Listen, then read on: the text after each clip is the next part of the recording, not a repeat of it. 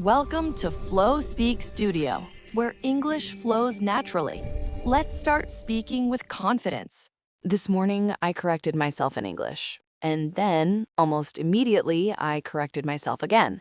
And for a second, I felt that very familiar thought. Why do I still make this mistake? It wasn't a big mistake. Nobody reacted. Nobody cared. But inside, that little voice showed up.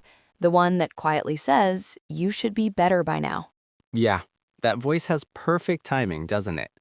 It usually appears right after you've said something completely understandable, completely human, and completely fine. And what's interesting is this. These mistakes aren't rare. They're not personal. They're shared. Hello, everyone, and welcome back to Flow Speak Studio. I'm Emma, and as always, I'm here with Alex. Today's episode is for anyone who has ever replayed a sentence in their head and thought, I shouldn't have said it like that. We're talking about common English mistakes we all make, not just beginners, not just learners, but people who actually use English in real life. And we're not talking about mistakes in a textbook sense. We're talking about the kind of mistakes that happen when you're tired, when you're emotional, when you're speaking faster than you planned, or when you're just being human. At work, with friends, while traveling, even in moments when you know better. This topic matters because mistakes don't stay neutral.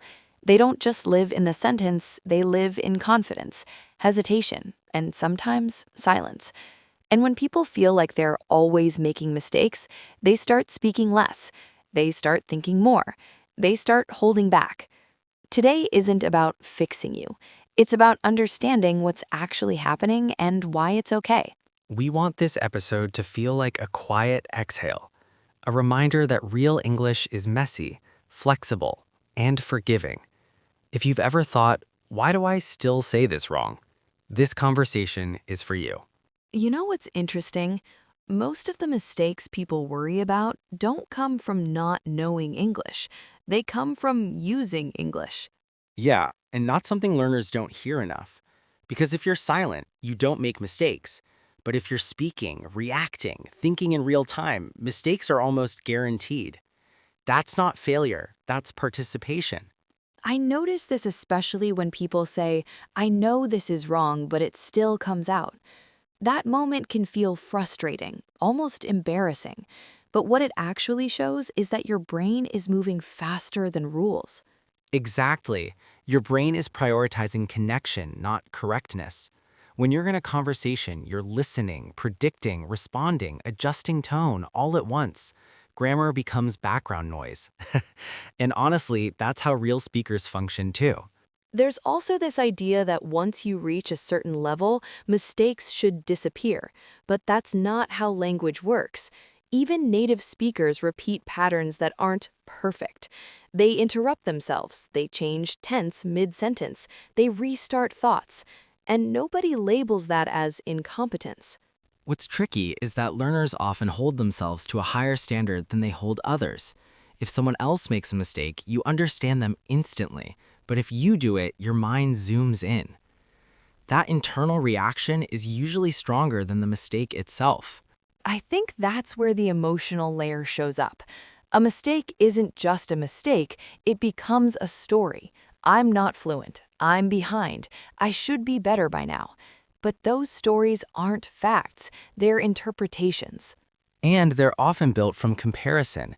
You hear someone speaking smoothly and forget that, 1, they might be exhausted tomorrow, 2, they might struggle in different situations, 3, they might be making mistakes you don't even notice. Language looks clean from the outside, but it's messy on the inside. That's why today's episode matters, because before we talk about specific mistakes, we need to talk about permission. Permission to sound human, permission to be mid-process, permission to speak without self-punishment. Once that permission is there, mistakes stop feeling like proof of weakness. They start feeling like signs of movement. And movement is always better than silence. There's a moment that happens after a mistake. Not during it. After. And it's quiet. Almost invisible. But it's where most of the damage happens. Yeah, Because the conversation doesn't end when the other person responds. It keeps going, inside your head. You replay the sentence, you notice the word order, you suddenly remember the verb tense you meant to use. And without realizing it, you're no longer present. That inner voice often sounds surprisingly harsh, especially when the mistake was small. It says things like, "Why did I say it like that? They noticed. I sounded stupid." What's heavy is that this voice speaks with confidence, even when it has no evidence. Exactly. Most of the time, the other person has already moved on. They understood the message. They responded naturally. They didn't pause to analyze your grammar. But inside, you're still stuck, looping that one sentence again and again. I've felt this very clearly in group conversations.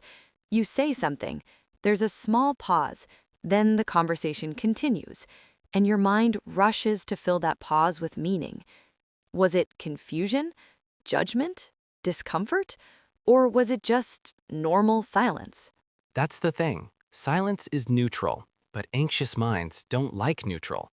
They want certainty, so they fill the gap with negative assumptions. Rarely do we think that went fine. We think I messed up. And over time, this inner dialogue starts shaping behavior. You speak less, you simplify sentences you know how to say, you avoid certain topics, not because you can't express them, but because you don't want to feel that internal drop again, that quiet crash inside. Which is ironic, because avoidance feels safe in the moment, but it slowly teaches your brain that speaking is dangerous. Every time you stop yourself, you reinforce the idea that English equals risk. And that idea sticks, even as your English improves. There's also guilt mixed into this. People think, I've been learning for years. I should be past this. Why do I still feel nervous? As if language learning followed a clean, straight timeline. But confidence doesn't work like that. You can feel fluent one day and deeply insecure the next, especially when you're tired or emotional or surrounded by unfamiliar voices. That fluctuation isn't failure, it's human. What really helped me was noticing when that inner voice appears. It often showed up after being interrupted, after fast, energetic conversations, after speaking with authority figures. And I realized something important. It wasn't about my English, it was about pressure. And once you see that, something softens. You start thinking, this feeling isn't proof that I'm bad at English. It's proof that I care, that I want to be understood, that connection matters to me. And caring isn't the enemy. Caring is what keeps you engaged. It's what keeps you trying. What hurts is when that care turns into constant self-criticism, unchecked, automatic, and unfair. That's the part that needs attention.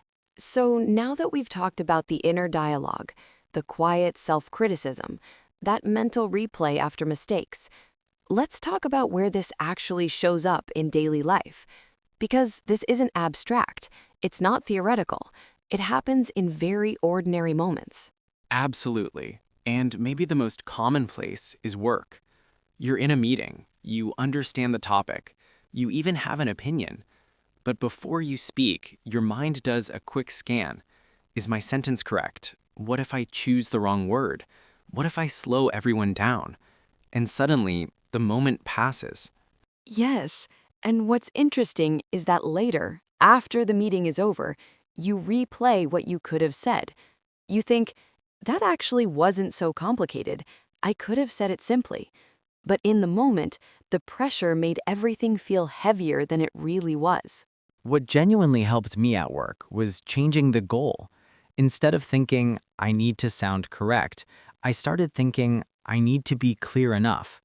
Not impressive, not perfect, just clear enough to move the conversation forward. That shift changes everything. Because real workplaces don't reward perfect grammar, they reward participation, clarity, presence. Most people are focused on solving a problem, not listening for language mistakes. And this also shows up socially. You're with friends, the conversation is fast. People interrupt, laugh, jump between topics. You hesitate because you're still building your sentence in your head. By the time you're ready, the topic has already changed. That moment can feel surprisingly frustrating, not because you didn't know what to say, but because the timing slipped away. And then the inner voice says, "See, I'm slow in English," when in reality, you were just being careful. Exactly. And careful isn't wrong. It's just not always helpful in fast conversations. One practical approach is allowing unfinished sentences, starting with "I think," "for me," "what I noticed was," and letting the sentence finish itself as you speak. That's such an important skill because native speakers do this constantly. They don't fully plan. They adjust mid-sentence. They pause, they restart. And nobody notices because that's how real speech sounds like. Travel is another big one. You're tired, you're in a new place, you're ordering food, asking for directions, checking into a hotel. Your brain is already full, and suddenly English feels heavier than usual. Yes, and in those moments, people judge themselves harshly. They think, why am I struggling? I know this. But in travel English, it's not about vocabulary, it's about energy. When you're tired, even your first language slows down. A helpful mindset there is lowering expectations. Not every interaction needs to feel smooth. Not every sentence needs confidence. Sometimes the win is simply this: you were understood. The interaction moved forward. That's enough. Even in personal moments, like sharing feelings or opinions, this inner dialogue appears. You want to explain something meaningful, something emotional, and you think, I don't know how to say this properly in English, so you simplify, or you stay quiet. And here's something important. Simple English can carry deep meaning. Emotion doesn't come from complex grammar. It comes from honesty. I felt uncomfortable. I didn't know how to react. That moment stayed with me. These sentences are simple and they're powerful. What all these situations have in common is this. The problem isn't your English, it's the pressure to perform. When that pressure softens, even a little, your language flows more naturally. And the practice isn't forcing confidence. It's staying present despite uncertainty. Speaking while imperfect. Continuing the conversation instead of mentally stepping out of it. Real progress happens right here. Not when everything sounds perfect, but when you stay in the moment, even with mistakes, even with pauses, because that's how English stops being a test and starts becoming part of your life. Before we move into the phrases, I want to say something important. These expressions are not about sounding advanced. They're not about impressing anyone. They're about staying inside the conversation when your mind hesitates. These are phrases you can lean on when English feels heavy, when your thoughts are still forming, and when you don't want to disappear from the moment. They're gentle, they're natural, and they give your brain a little breathing room. One moment, let me think. One moment, let me think. This phrase is incredibly useful because it buys you time without sounding unsure. You're not stopping the conversation, you're holding your place in it. I use this at work when someone asks a question I didn't expect. Instead of freezing, I say this calmly, take a breath, and then continue. It feels respectful, natural, very human. How can I say this? How can I say this? This phrase is honest. It tells the listener that you're searching for the right words, and that's okay. I often use it when I'm explaining something personal or emotional. It creates patience in the listener and removes pressure from me. Most people lean in, not away. What I mean is. What I mean is. This phrase is perfect when you feel your sentence wasn't clear the first time. Instead of panicking, you gently guide the listener back.